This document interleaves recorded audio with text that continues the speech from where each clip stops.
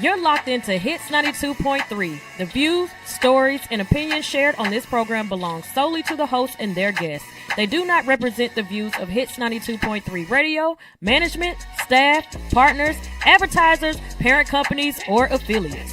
And if you don't know what any of that means, listener discretion is advised. Now sit back, turn up your volumes, and enjoy the content from one of the greatest, dopest radio personalities to ever touch this microphone in 3, 2, 1.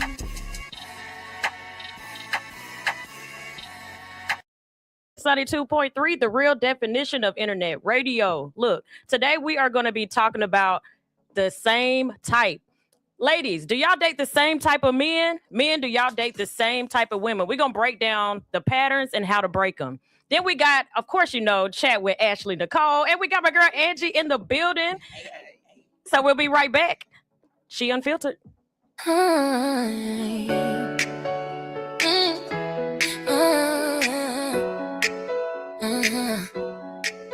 She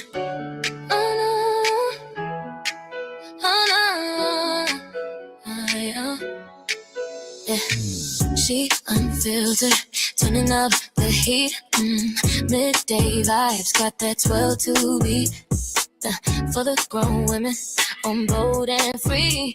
Mothers, wives, and entrepreneurs, that's the key. Over 40, but still on the rise. We got ambition, we got fire in our eyes. From empty nesters to dreamers, making moves. We walk through life, breaking all the rules. We got wisdom, that's sexy, no drama here. Transparent and real, let's make it clear. We're all in this together, no shame, no disguise. Honest conversations, we're never telling lies. Wisdom is sexy, transparency is power. We got strength that can last for hours. From healing to hustle, we've come so far. We're shining like diamonds, we're raising the bar. She unfiltered, we take on the world. Don't know where we women, every flag unfurled. We speak the truth, no fear, no doubt. It's 92.3, we're what it's all about. 12 to 2, you know where to be. Tune in for the vibe, you'll feel so free. Yeah, we're living life, we're making it right. In the city with ambition in sight. Coast with love, we got a vibe that's true. Over 40 and we're starting a new single. Dating but loving our lives. Within each other we continue to thrive. No matter the phase, no matter the way. We're showing the world that life's a display. Wisdom is sexy, transparency is power. We got strength that can last for hours. From healing to hustle, we've come so far. We're shining like diamonds, we're raising the bar. She unfiltered, we take on the world. I'm by our women and every flag unfurled. We speak the truth, no fear, no doubt. It's 92.3, we're what it's all about. 12 to 2, you know where to be. Tune in for the vibe, you'll feel so free. No shame, no perfection to prove. We're all real women in our own group. From the 40s and beyond. All right. We are back. She Unfiltered Radio. Hi, ladies. Hey, y'all. How y'all doing? I'm good. How was y'all weekend? Good. Y'all do anything special?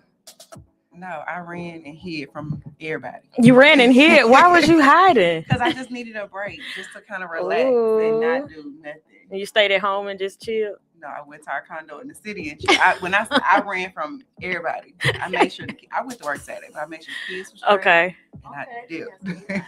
Yeah, I didn't really do much this weekend either. I was literally on the couch, chilling. Yeah, I didn't do it like And in the sun. in the Like, oh I my felt gosh, shit in the sun. tan. And then I came back and it was cold as crap. I know. And they was like, no, this girl, I was like, dang. I said, because she was sitting outside and I was waiting outside to be picked up. And I sat up there for like 2 seconds. And then I went back inside and I was like, how are you able to sit out here in this cold? She was like, girl, she said, I told her, I just came from 85-degree weather. And she was like, she looked at me like, it was hot over the weekend. Like, don't try us. Was it hot here? It felt good. I don't say it was hot, but it felt good. Oh yeah. I was like, this is amazing. I love heat. I don't care. And then I come back and it's freezing outside. But yeah, so I really didn't do much this weekend. I planned the show early. Usually I'm doing that on Tuesdays so that it's fresh in my mind on Wednesday. And I think I'm going to go back to that because I finished it on Saturday. And then I was like, good, that's to the side. I ain't got to worry about it no more. And then this morning I'm like, okay, go through my notes of stuff I want to talk about. I got to really look through this thing because I did this on Saturday and I don't remember everything that I wrote down. So yeah, that was pretty much my weekend. Y'all got anything coming up? What do I have coming up? Girl, Nothing. We had our track meet this weekend. Our first track meet this weekend. We did really good. We got okay. So we looking forward to it. We got one Sunday too coming up in Carrollton. Yeah. Okay. Okay. Busy weekend. Yeah. My birthday weekend is this weekend, but this is the first time I have never ever planned anything for my birthday. And everybody is asking me what I'm doing, and I'm like, I was just thinking that. I don't know. I was just thinking, like, what is she doing? I have no clue. It's nothing that I even wanted. That's what I'm saying. Like this, I usually celebrate all month of March. Like every weekend, it's a different theme. Last year and this year, I did my party at Per Se, but outside of that, I didn't really do anything last year either. So 44. And I'm getting to an age where I'm starting to forget how old I am. I was like, am I turning 43 or am I turning 44? I ain't never been like that. So yeah, I mean, life is just cool. Something. Yeah, I'll figure out. That's what I did last year. Per Se party was 2 weeks before. I literally at the last minute was like, I guess I'll do a dinner. But, ma'am, today is like the 4th. Your birthday is in what? Like on the 9th? 5 days? Monday. Oh, wow. My birthday is Monday, and I literally have no plan. I know that's the one, and I tell everybody I don't really celebrate holidays, but my birthday is a holiday for me, so I always celebrate my birthday. So you want to go out of town and relax then? I probably will. I don't know. I don't even know. Right. I'll be gone. PJ said we celebrating Thursday at Fume. Oh, for sure. I'm literally not going to make it a thing, though. We can. Right. All right. Okay. We can, but I'm not going to make it a thing because last year when I did that, and I said I was like, save 20 seats for my family, right? But I have customers that come out every single night at different places that I was at the time. So when they came in and they found out like this is Kel's section, when I walked in, all of the customers were sitting in the sections. So it's like, these are the people that support you every week and you got to go tell them to get up because your family and friends are needing to sit there. So my sister got them to move the first time. My homegirl told him it's okay. Kels won't care if y'all sit there. So they're like, oh, I thought they told us to move. So then they went and sat back there again. And then Sunshine was like, you want me to go tell them? I was like, oh my gosh. She was like, I don't care. I'll tell them. So I was like, I'm never doing another party like that again. Yeah. It was a lot. But we shut down Per Se. So shout out to that. But yeah, this year I don't know. And wait, I don't have anything planned. Yeah. Fume is right next door to Per Se. Okay. So yeah, I don't know. This is the first year that I'm like, I don't know. Like Pijo said, Thursday. Thursday we're gonna be at Fume on Thursday. How about that? But yeah, don't make no flyer for that, Pijo. I know him. He'll make a flyer tonight. I'm sure he already on it. Uh-huh. And then tonight I'll be at Something Special Bar and Lounge where we do music bingo, karaoke, trivia, all of that great stuff. Can I ask a question? Y'all know what my one. We know. Y'all know what my one question is, right? What's your one question? Do they have hookah? Fume does not hoop. No, Fume has cigars.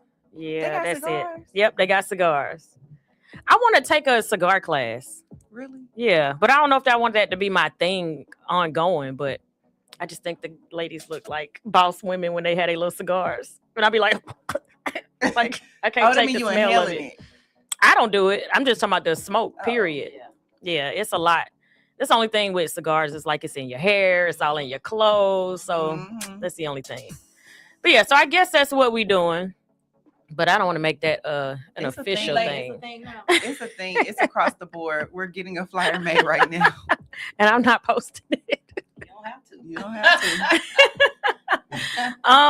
Yeah, I mean, I don't have anything else going on outside of that. Just working, trying to figure out life here in other places. There's another thing that I do want to start doing that I was previously talking about that I didn't make a thing for real. Like, because I have the opportunity to travel, I don't use the privilege that I have as much as I should be. And he was like, the most disrespectful thing you can do is not use your benefits. So I want to start going to different cities and like have lunch or have dinner or whatever it is going on in that city and then vlog about it. That's the plan for this spring, this summer. You should. But then, like, do I want to do that by myself? Why not? That's the thing. A lot of people been doing these solo trips. Yeah, I guess. Yeah, I guess. But then I got to record everything, and it's a lot trying to do it all by yourself. Like, film. And that's why sometimes I don't film, because it is a lot to do. Like, you got to do takes different ways. If you're trying to come in a door, you got to set the camera here. Now you're trying to show going out the door. Trust me, it's a lot. We do that at the studio all the time. What? You be doing it at the studio. You do just that little walk? Yeah. That's it. That's just one camera shot. That's one angle. But you record it sometimes, multiple times, especially when we used to do the one down the hallway. So look, I miss my little hallway. So stop making excuses. That is an excuse. That is an excuse. And people are like, you don't get tired of flying? No, because I do. So I'll say this: with as much as I travel, flying early in the morning, the first flight out or the last flight out is the absolute best, because it's the quietest. You probably get a row to yourself, or at least you'll get a window or aisle seat. I'm telling you, like, every time I do those, either early mornings or late at night, I get the best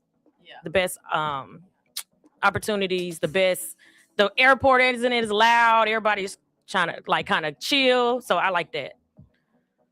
Throughout the day. You should just travel to different airports and eat. Yeah. That's what I used to do. I used to go to Memphis, get barbecue, and come back. Really? I didn't even, so I just found out recently when people were like, if you want to find a date, quote unquote, just go sit at the bars in the airports and stuff like that. I'm like, but don't you have to have a flight? So I researched it, and they was like, you can get a day pass. So for all you single folks that want to just hang out in the airport without having to actually go somewhere, you can get a day pass and go eat at the airport. Now, you know what's crazy? Somebody asked me last night, where do you go to find, like men? Because she was asking me, and I'm like, I don't know.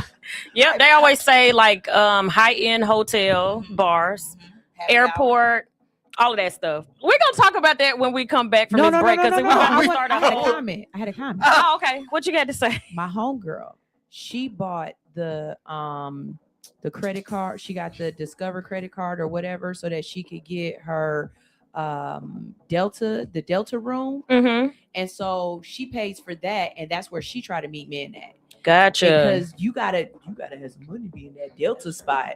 You know what I'm saying? So it's a completely different caliber of people, and she'll go in there, she'll eat, she'll take I think they have showers or something they do there, and she'll sit in there and read her book and work on her. But that, she said, I pay for that specifically. I'm telling you, women really do that. Women really do that. The food is good in there. The food is good. And the food is good, guys. So yeah, if you're looking for a place to meet men, I wish I would have saved it. I came across, I think I sent it to y'all. It was a group of guys talking about where women go to meet men. So the men are catching on. I was dying laughing. Really? Yeah, they was like, they're coming to see us at places like blah, blah, blah, blah, blah. I guess they were trying to say they were like high value men. Like, we are on to y'all. Y'all come in there with this, that, and the third, and blah, blah, blah. And they were saying like, they was breaking down the different women from like, was it Virginia, Highland, Buckhead, and all these other places. So I was like, oh yeah. So they about to find out, ladies. So get your man quick. All right, we're gonna take a quick break, and then we'll be right back. She Unfiltered Radio.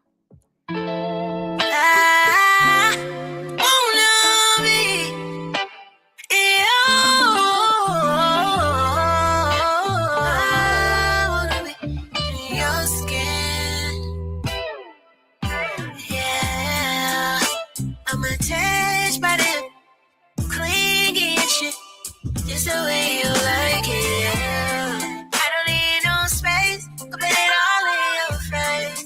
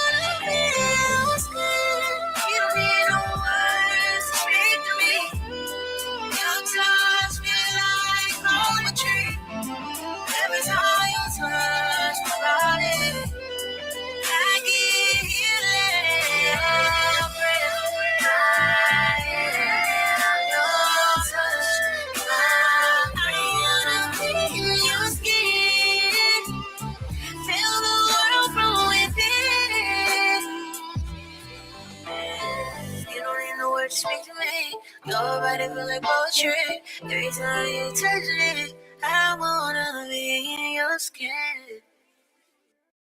It's time. Dun, dun, dun. Today's topic is on the table. The glasses are poured, and it's time to spill some truth. This is Pour Truth on She Unfiltered. Whatever you're sipping on, wine, mocktail, tea, juice, matcha, water, go ahead and pour it up. And if you want to see us live in studio, head over to Hits 92.3's YouTube channel, click live, and click on She Unfiltered Radio Show and watch it go down. When you get there, jump in the comments and tell us what's in your glass. And if the topic hits close to home, you already know what to do. Call us up, 404-254-4347. Again, that telephone number. Come on now. Once you fill your glass, write down this number, 404-254-4347. Now go fill the glass, because it's time to spill some truth. All right. We are back, She Unfiltered Radio. And look, the topic of today is, are you dating the same type? I know for a while I was. I definitely was dating. I was like, wait a minute. These are the same patterns. It feels like the same type of relationship, just a different face. And so there were a couple of things that I wanted to discuss on how we even get there versus how we can try to change that up. So one thing is, do you enjoy being by yourself and not feeling lonely? I remember when I first got divorced, it was a exciting time. It was like, oh my gosh, I want to go out and have fun. And then it became I don't know if I want to do this. Like, I don't have anybody to go out with. I don't know how to do this. I don't know how to do that. So the last couple of weeks, we have been talking about dating yourself. So of course, we already know that's the one thing that we always want to do is to date ourselves. One thing I did learn while I was doing my research as far as finding the same or dating the same type, coming across the same type, I used to always say when I did all this work on myself, how in the heck do I keep finding the same type of man when I did all this work? I like everything I needed to work on, do this, do that, fix this, fix that. Then you jump back out here in the dating world and then you come across the same people. Somebody said one sentence and I was like, that makes a lot of sense. They was like, you're going to attract all kind of people. It's rather you entertain it or not. And I was like, that was like a light bulb went off. Like, that's the fix right there. You're going to attract all different types of people, because I would be offended if some certain people came across. Like, how on earth did you think you was going to get me? That's not like he just only coming at you. He probably be coming at a lot of different people. It's either you shut it down or you entertain it. And the reason I say entertain it is because, like we talked about before, sometimes we excuse things. We put the red flags under the table because it's like, it's not that bad. He didn't say anything that bad, or he didn't do anything that bad. Or me, if I was to meet somebody and he's so great and then he has a 2-year-old and I'm like, I know I said I didn't want to date somebody with little kids, but he's such a great person. Let me try to make this work. So, and I won't even say that's a red flag. That was literally just a preference. So let me say that. I don't want people thinking, dang, she think men that have little kids are red flags. I don't think they're red flags. You know what? You think said for yourself. Yeah. You know what? I'm not about to do I this. can't do with babies. You can't do babies? They gotta be teens. Okay, so we're on the same page with that. And you said you wouldn't have mind. Like, of course you're with somebody now, but if you were single, would you mind dating someone with little kids? I don't think I asked if you were single going into the dating world. What would it be? Yeah, I would date somebody. When I say, well, pause. So when I say little kids, right? Mm-hmm. Preferably, I would prefer them to be 4 or older. Okay. But I did. No, but when I say 4 or older, I feel like at that particular age, both parties should have the other person out of their hair. But okay. I did entertain somebody who at the time did not have a small child. Mm-hmm. And after we was like a little bit in, a child came up. What do you mean? Like they didn't know? Like they didn't know that they had this small child. And then the small child came up that was under the age of 1. Dang. Okay. Was a little different. That is different. I mean, I'm a mom. So like for me, in any instant when it comes with a child, I automatically go into like like mom mode. So like that wasn't a problem for me. I'm able to maneuver in any situation when it comes to that. Okay. So. Gotcha. I mean, because like even now, my youngest bonus daughter is 7. She's about to be 8, and we see her every month. Like, but I maneuver. Like I manage my schedules to make sure that children are straight. That makes sense. Yeah. Because 4 is young. But like she said, if I'm dating somebody already and out the blue, a woman comes and like, yeah, this is your kid, I'm not going to break up with him because he has a small child. That's a completely different scenario.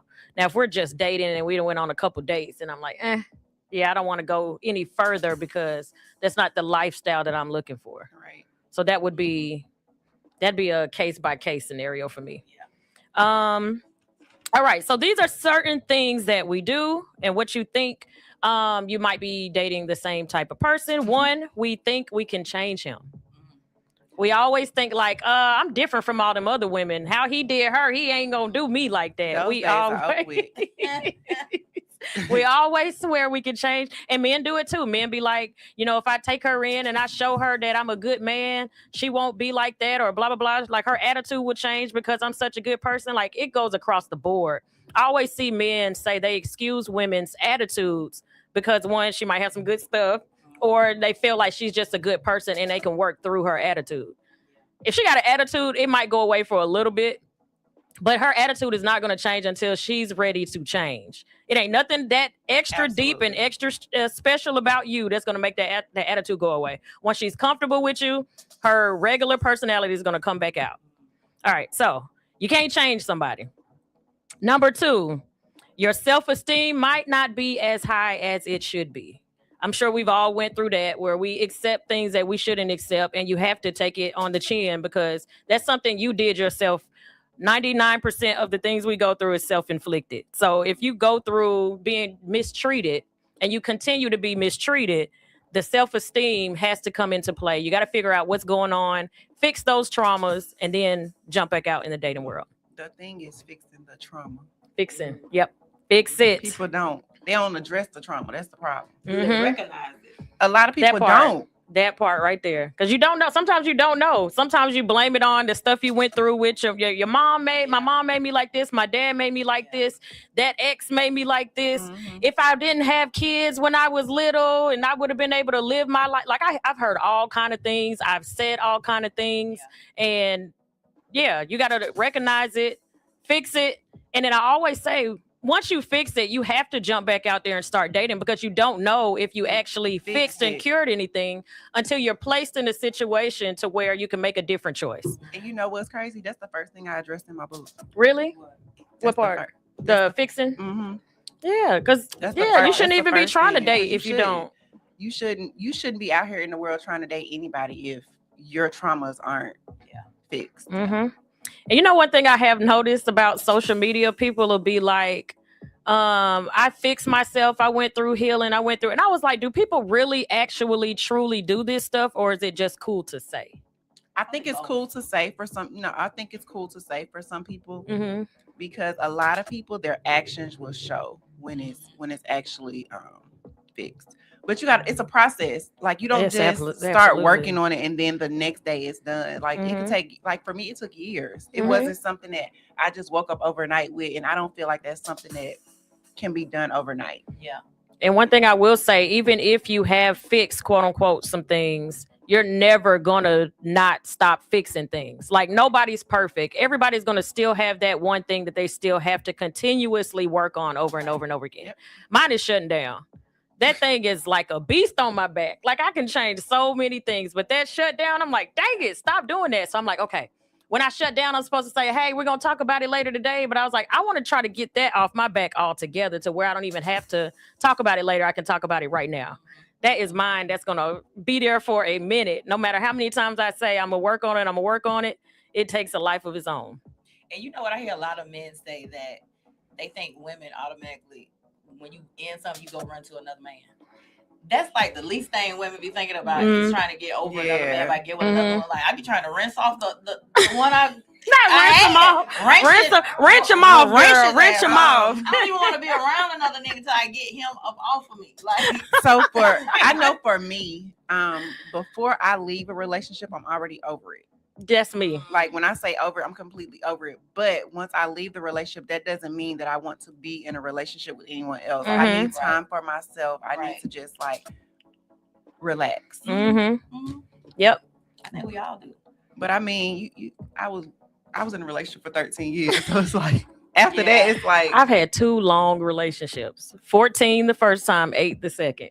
So when you have those long relationships, how do you move forward? Like, is it scary to move forward to think that you've given somebody this? It's very scary. It For me, is. it was my whole adult life. Like we got together when I was just an adult. Like I was 21, 22 years old.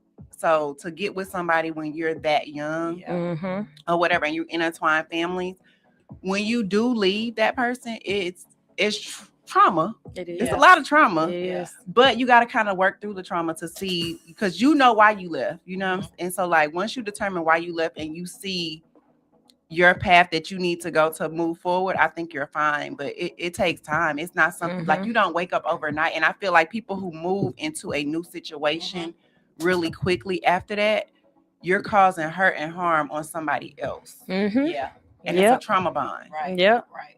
I remember after the first divorce of the 14 years, it was a little different for us because we walked out of that relationship as friends. Like we went to court together. We sat in court laughing at all the, that's the one thing I hate about court is Girl, everybody's everybody. business.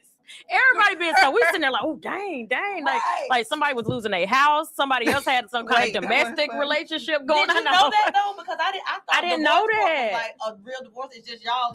Girl, everybody being there. So we sat together. Yeah, we sat together. We laughing and stuff. So when it was our turn to go up, the judge was looking over the paperwork and he looked up at us and was like, "You two are divorcing each other." He said, "I sat back there." He said, "I saw y'all back there just laughing and talking." Yeah. They was like, "Are y'all sure y'all can't work it out?" We was looking at each other like, we straight. But we were cool right after we left. But I know, like for me, I was in and out of court for 2 years. Okay. I never saw my spouse in court. Like he never came to court. That's a whole nother episode.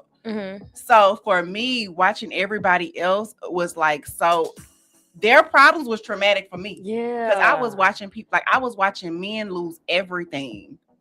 And like when I say I was watching men lose everything, but then I was watching women, like trying to, like beg for it was just like so crazy. Like women was begging for everything. They was asking for very large amounts in alimony, spouse support, child support, and all the things. And I'm in DeKalb County, so I'm sitting up there like, this is crazy. Yeah, like I don't want to tell my stuff. I'm like, I don't want to. I'm up there like, I don't want to give all my. So when I got up there, I'm like, I had already had in my mind what I was asking for anyway, which was nothing. Okay. So just to be out of there. So just get me out of here. So the judge, he was looking at me like nothing, so it was different to see both sides because I really got to see. That was the first time I actually got to see it live in action, what people really go to court and ask for.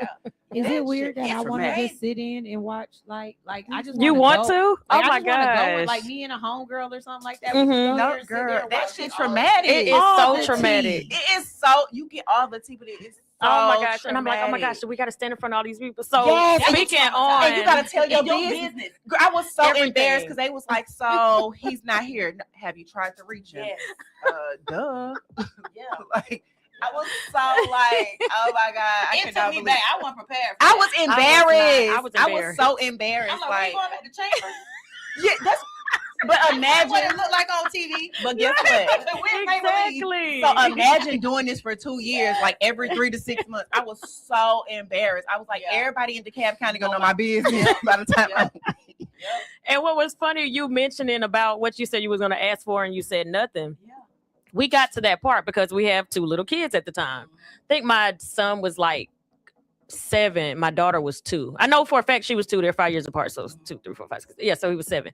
And the judge was like saying, I asked her if he remembered this, but the judge was like, it was going to be like $650 for child support. And keep in mind, this is back in 2010 when we divorced. We divorced in 2010, 2011, one of those. And he was like, I think he forgot the microphone was right there. He was like, shit, I ain't gonna be able to move out. What the judge say? No, he was just like, oh, my bad, because he put his head down, so he didn't know he was still in the mic. So I was like, I'm not asking for child support. Me and the judge went back and forth, because he kept saying, the judge was like, just go ahead and take it now. He was like, because he said, I'm telling you, he's looking at me like, ma'am, just take it. He said, you can take it, and if you want to, you could just not Zelle, because they didn't have Zelle back then. You can give it back to him if you don't want to take it. If you want to just give it back, he said, I see so many women say this in court, at divorce court, and then they come right back a couple months later and want to put them on child support. He was like, I'm trying to protect you from having to come back into my courtroom. I was like, I trust him. And again, if y'all have not watched the show and you don't know me personally, my son is 23, my daughter is 18, and we have never, ever, ever fought about money. I have never received a day of child support. I never asked for it. He, at the time when we divorced, he was like, I'll take care of your car insurance and I'll pay the power bill or something like that. So he took a bill and then the car insurance, because that was what he could do at the time. Cool. And he got the kids every other weekend at that time.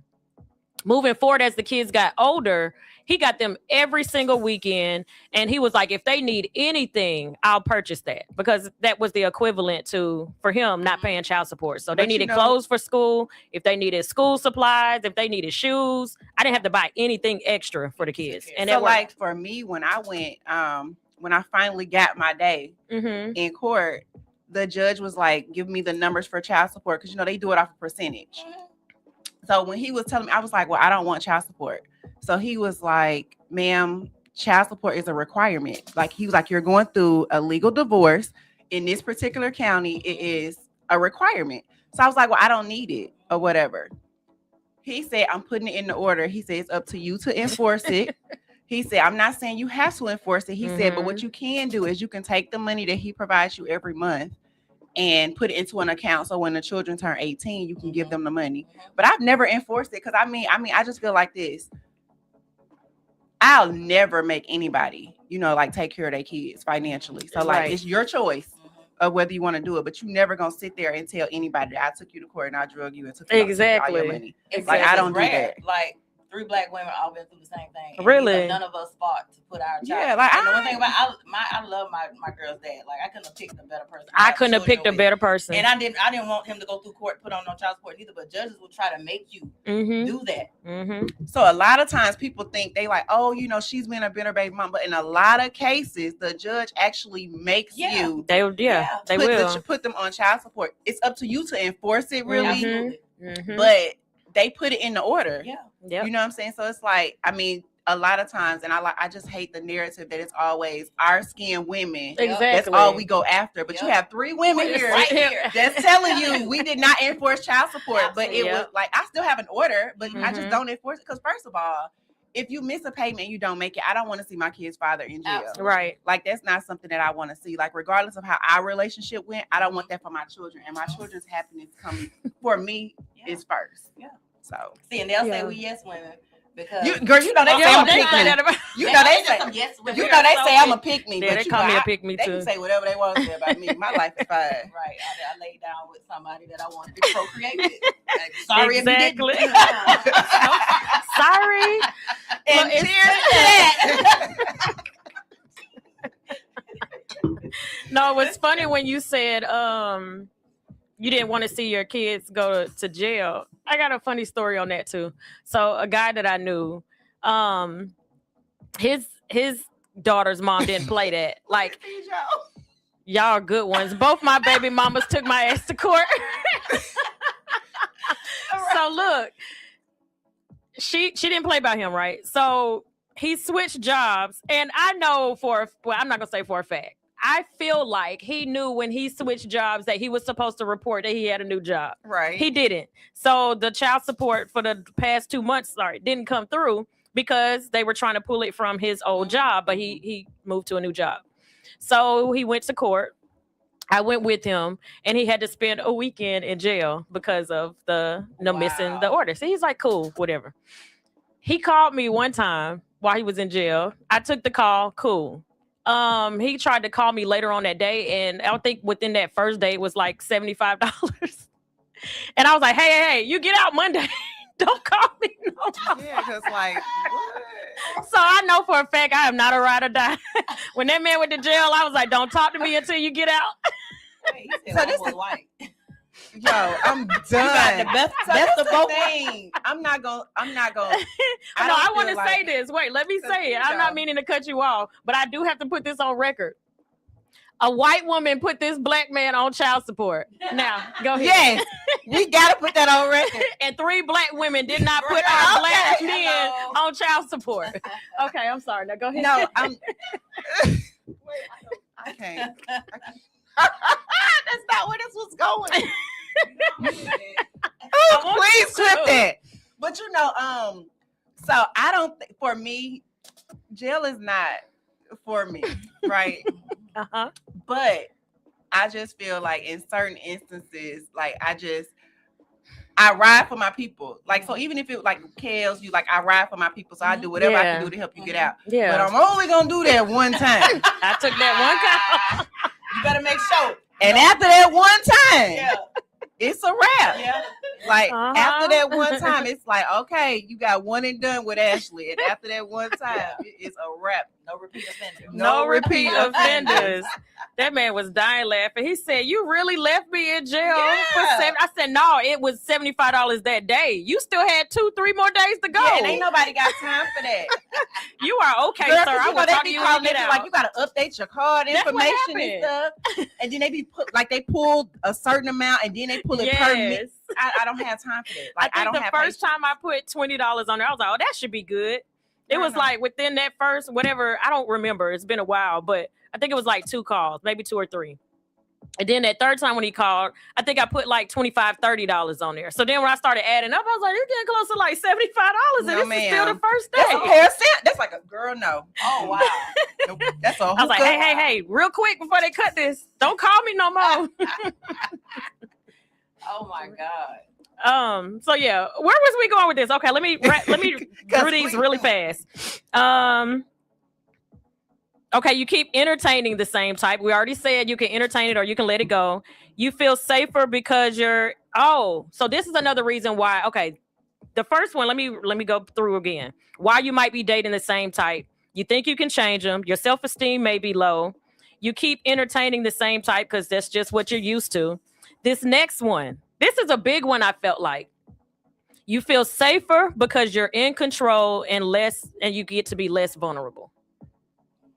I think that was me for a long time. I would date guys that I knew for a fact I would never be in a serious relationship with because I ain't got to go too far with them. I can do what I want, say what I want. They falling at my feet and I don't even like you like that. I don't even want a relationship.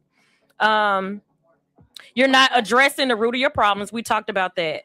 How to stop attracting the wrong ones is, of course, we said attracting versus entertaining. Pay attention to the red flags and know that someone is better for you. Level up your confidence. Be okay with being alone and waiting for somebody better. Get PJ off away. Get PJ. He need to come Where is PJ? PJ said, come to think of it, the second baby mama has a white grandmother. I'm learning a lot today. PJ, chill. Okay. Have you learned your lesson? I'm done. Chill. Okay, let me finish, P. Joe. He over there like, wait a minute. See, this is why you need to listen to She Unfiltered radio show. How to break the cycle. Name the pattern. Recognize the negative similarities and identify the pattern. Research why you keep repeating a particular pattern and do the inner work to fix that. Work on creating new patterns. You won't be walking on eggshells and your nervous system will be calm when you figure out, like you start doing different things, your nervous system will tell you.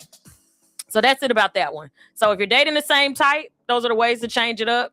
Stop thinking you can change that person. Work on yourself, work on yourself, work on yourself, work on yourself. That's the number one thing.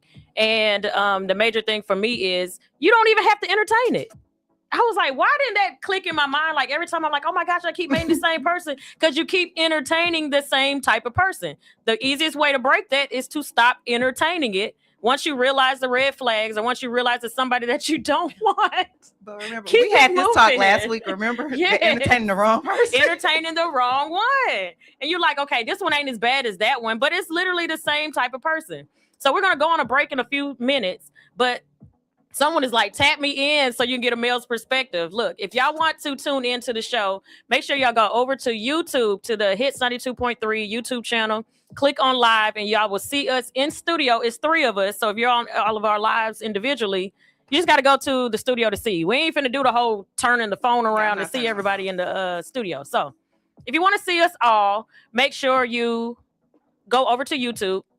If you want to talk to any of us or comment on anything that we had to say, the telephone number is 404-254-4347. Again, telephone number 404-254-4347. Not you, Pijo. Pijo got a lot.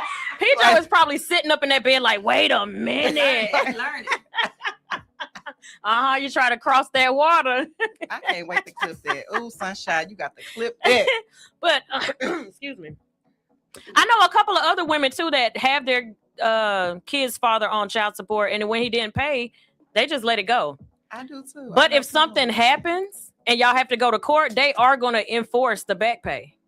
So that you really don't have no choice on that one either if y'all end up in court again.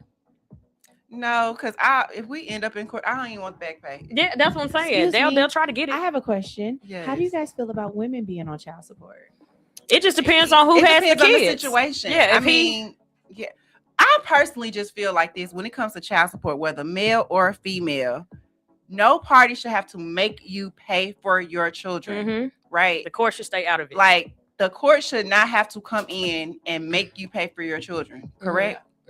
So, like, for me, if you're not gonna pay, you're just not gonna pay.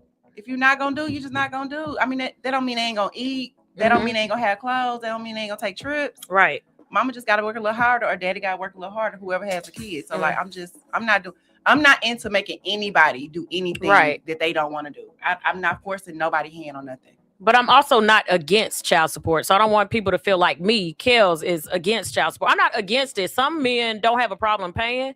They probably just have to have a little push where they pull it out their checks and then they pay it that way. So if a woman want to get her money, let her get her money. To fight for it, I ain't with that. But if you want to get it and he's willing to pay, like Pijo, he said they get their money and he still takes care of his kids. So I mean, I'm not against child support at all. If that's how you got to do it, then that's how you got to do it. Every situation is different. Every household is different. Who am I to say right or wrong? All right, so we're going to take a quick break, and we'll be right back. She Unfiltered Radio.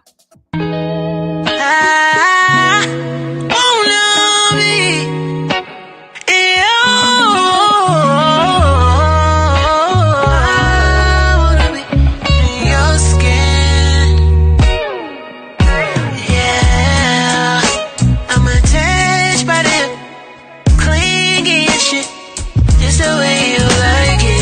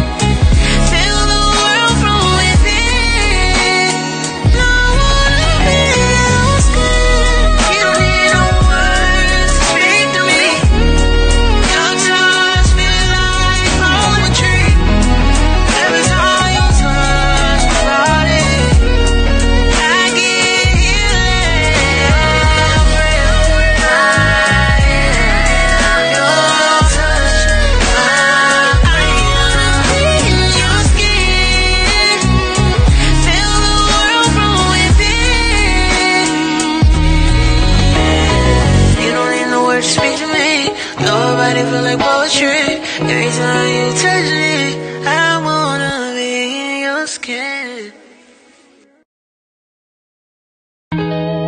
I wanna be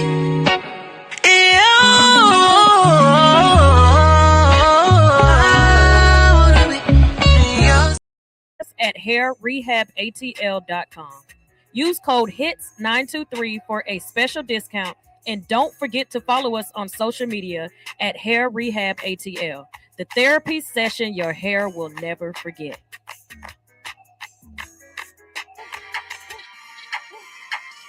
Hey, this is your girl Ashley Nicole, and you're listening to Let's Chat with Ashley Nicole, where real conversations happen, no topic is off limits, and the truth always has a seat at this table.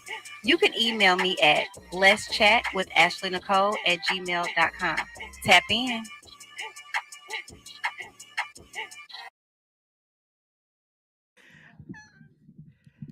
Hey y'all, welcome back. It's Let's Chat with Ashley Nicole. So today's subject is, when should you walk away? Why y'all love to ask me about walking away?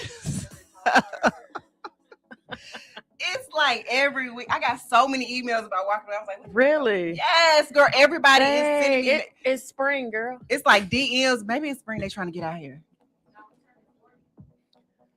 You know what?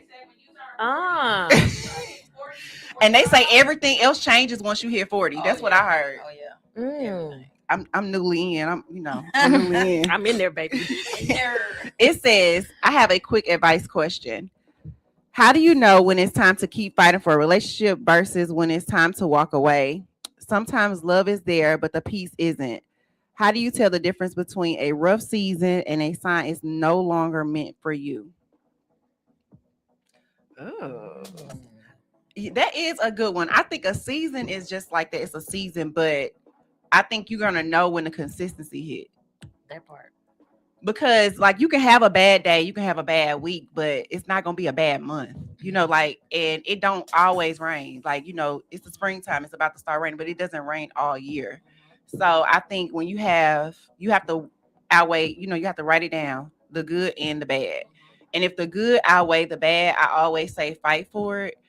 But if your non-negotiables are on the bad, then you have to like pick your poison. Because for me, if my non-negotiables are on the bad side, and I don't mean like unrealistic non-negotiables. So if the non-negotiables are on the bad side, then for me, it's an automatic walk away. What about if you have a whole lot of good and not a lot of bad, but when it's bad, it's bad? So for me, if it's bad, it would have to be something like domestic violence. That would be bad. Anything to do with the safety of me and my children, that's bad. And I think that's like those are the major things for me that I would say are like my non-negotiables. Like I'm not going against that. Anything else I feel like we can have a conversation about, we can talk about, and we can, you know, like get therapy on. Sunshine, what you got to say? What about mental health? Because there's a lot of people who are willing to sit in their depression, they're willing to sit in their sadness, or they're willing to sit in their bad, right? And so how long am I supposed to sit in your bad with you if I'm not bad? I don't see the world bad. You do. And you can't get out of that. How long am I supposed to stay with you for that? But that's still safety, because your mental health is still a safety concern. Because mental health can cause you to do other things, you know, like outside of that or whatever. Like, so like for me, mental health would be like having a baby on me would be something that will impact my mental health. You know what I'm saying? So talking crazy to me, you know, like different things like that, mental health will cause you to that'll be a safety issue. So it's definitely like a no. I Those would are my say non-negotiables. I would say if the other person is having mental health issues, if they don't get help, I'm a type of person that is going to try to assist in some type of way. So sometimes, like I deal with depression. I don't talk about it a lot because I don't want that to be my thing. That's not my brand. But if I feel like, no, I'm not going through anything, I don't feel any type of way, and I'm in denial about it, or I'm just not aware, and my partner goes and seeks help for me and I turn it down, then that's on me. I want to sit in it. I don't want to get well. That's like I'm bleeding out and my partner rushes me to the hospital and I deny the care. What do you want me to do at this point? You want to bleed out, you want to die, you got to die by yourself.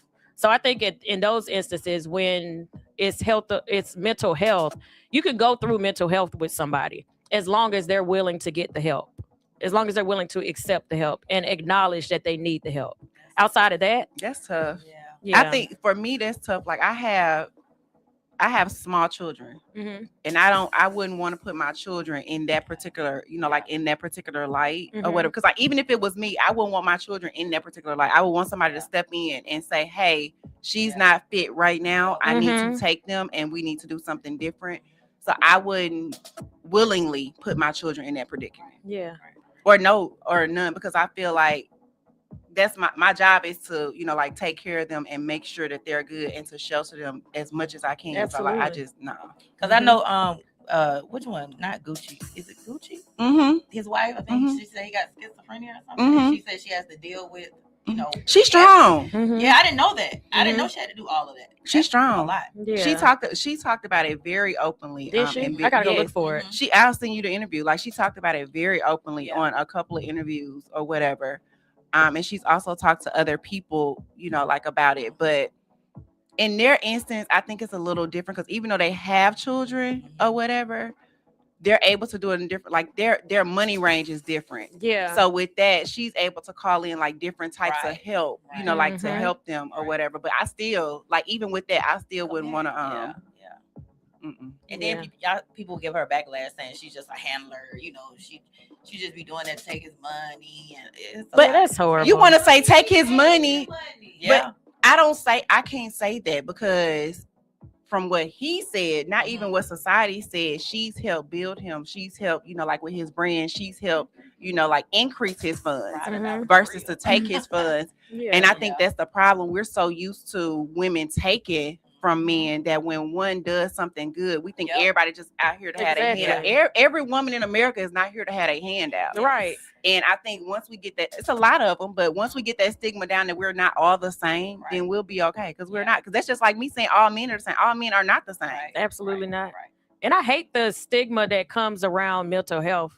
Like the fact that people think he's not smart and he's not aware of his surroundings and he's not living a normal life because of that. Like she's just trying to take his check. Is he like in a corner, like eating soup? Like what the hell? Yeah, but like is he not able to function? It's good. He's still living a regular. I try to breeze right by. I just picture Gucci Mane LaFleur in the corner. Because they make it seem like he doesn't live. When somebody mentions they have, and this is why I don't like to talk about it. When people mention mental health, the first thing people do is feel sorry for that person or think that person has no type of recollection of their life. He still lives a normal life. He just has an extra special, he just has extra special things going on. But you know what's crazy? It's extraordinary. The good thing is, in any relationship or any situation, your spouse should know you. Your spouse should know your moves. So even if it's not mental health, like mine know when I come in and I've had a rough day. Or he knows when something is bothering me or whatever. It's, like my nonverbals. So the good thing is she studied and paid attention to her husband to know his nonverbals. So she knows when he's going into an episode and she know how to attack it before it comes. And she said that too. But that's why it's very, very important to pick the correct spouse, because if you don't pick the correct spouse, then you deemed business wise, mentally, physically, emotionally, and all those things are important. And so many people don't realize that. Like, it's not about, that's why I tell people all the time, my relationship is not built off of love. It's not. It's built off of so many other things, because guess what? You fall in and out of love with a person in different seasons. Like, you go through different seasons with your person. Come on. And you're gonna fall in and out of love with them, right? But what holds me is I know he always got my back. I know he got my best interest. I know he's loyal. And I know that, like, financially, he's gonna make the best decision when it comes for us. If he can do all those things, we can go in and out of love all day. Can we talk about that briefly real quick? Some people say marriage is a business. Some people's like, no, it's for love. and maybe it's the people who've never been married have that whole fantasy of what marriage is. That's fantasy. But I love the fact that you said it's not just based off of love.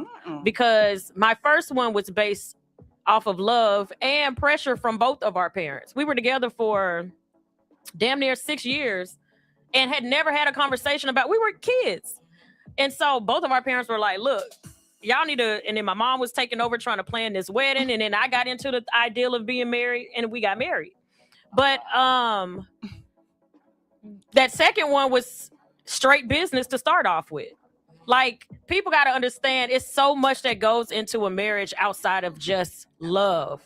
The person's character, their discipline. Discipline is my number one. Discipline. Like, discipline is my number one. How you live your life prior to me. Like, do you work? Do you enjoy working? Are you a good person? Do people respect you? Do you respect other people? I look at all those different things. And then I grow to love you once we're in a relationship. I don't love you from the minute that I see you. So when people say, oh, we got into this relationship and like it was based off of love, and no, it wasn't. It was something about that person that made you interested. And the more you kept going and the more experiences you had together, I want to stop saying fall in love.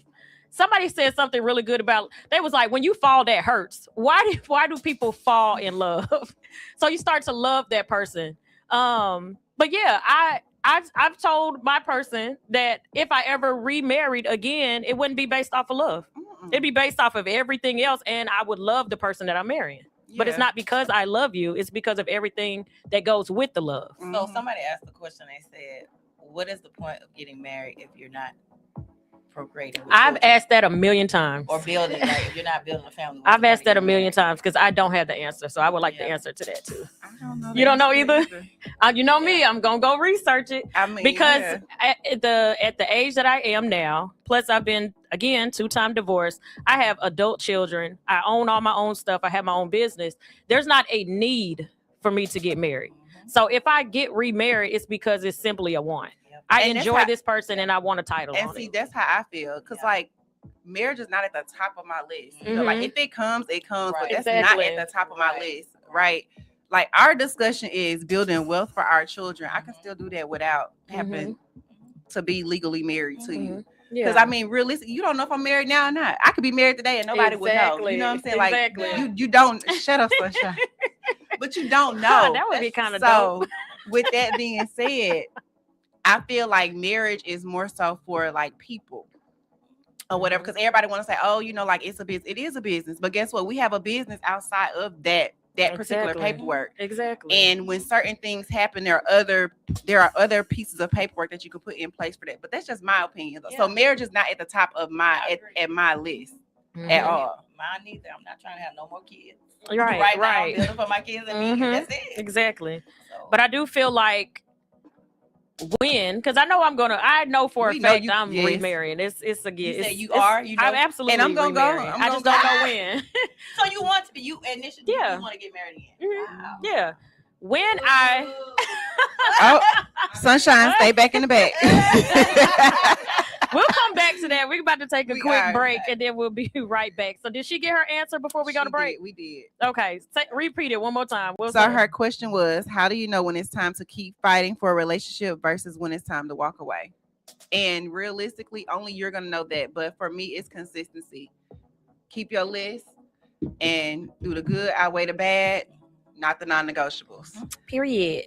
All right, so we're going to take a quick break. When we come back, we got movie and TV reviews. We are going to talk about the documentary of America's Next Top Model. We'll be right back.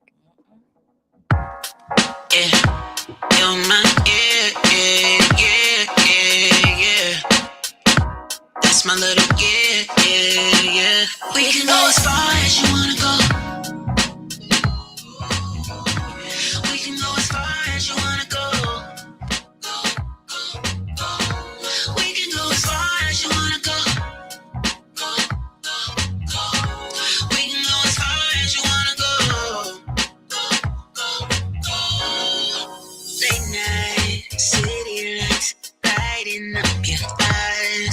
Whispering all my dreams in your ear tonight.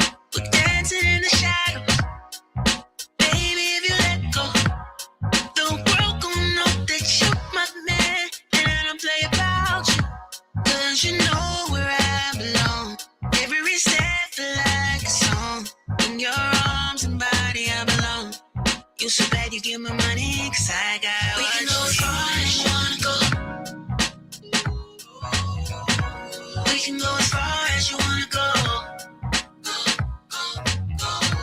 We can go as far as you wanna go.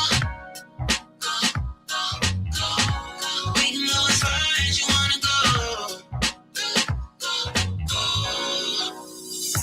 Take my hand, won't touch you, you won't let me go. GPS and pussy, you found your way back home. I'm enjoying the journey, every time you turn it on, you take it off. Baby, you got me, it's forever, ain't no breaking. Cause you know where I belong. Every step like a song, in your arms and body I belong. You so bad you give me money, cause you don't got what we can go as far as you wanna go. We can go as far as you wanna go. We can go as far as you wanna go. We can go as far as you wanna go. I'ma put you at sleep. I just wanna get wake you up in the morning. I'ma have my legs so late, yeah. I'ma put you at sleep. I just wanna get you a bed, yeah. I'ma wake you up in the morning. I'ma have my legs so late, yeah. We can go as far as you wanna go. As far as you. We can go as far as you wanna go. We can go as far as you wanna go. We can go as far as you wanna go. Baby, yeah.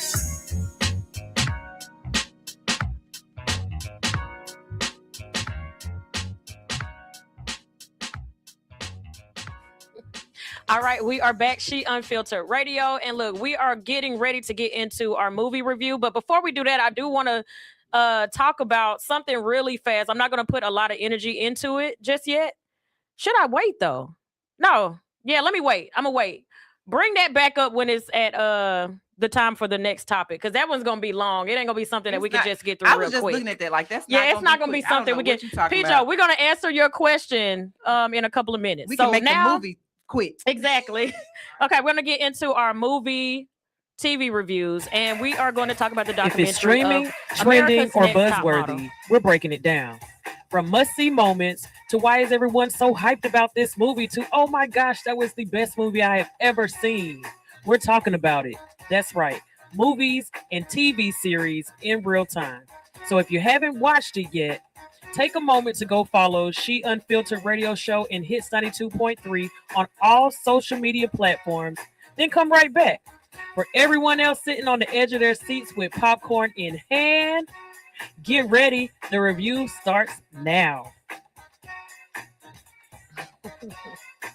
All right. We are back. She Unfiltered, and we are getting ready to get into our movie TV reviews, and we are talking about the documentary of America's Next Top Model.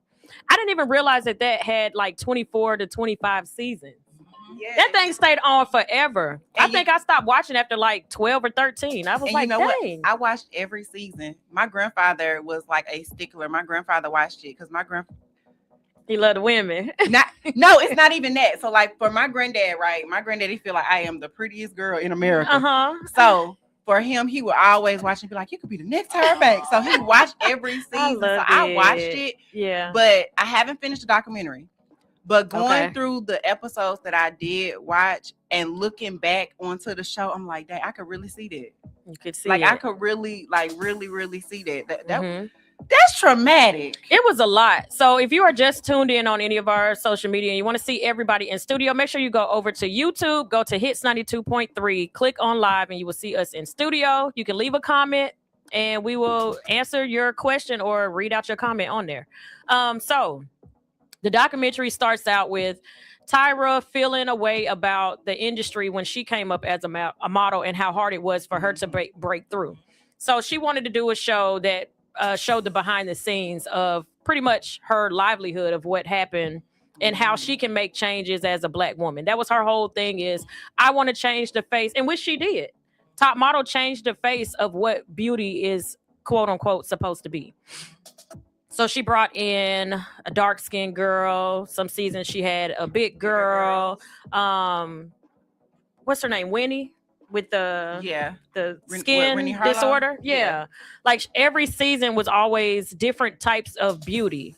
And so that part everybody loved. She brought in two people that worked for her to be a part of this show, and that's what I love. She brought people on with her. She didn't go find like other celebrities that she knew. Like they were popular or celebrities in their own right, but the world didn't know who they were. Right. And she gave them the spotlight to be able to do what they do. Jay Alexander was the model walk extraordinaire. And then Jay, what's his last name? The photographer. He's so cute. And then they brought in Niall Barker as the photographer. So before, and I didn't even know this either.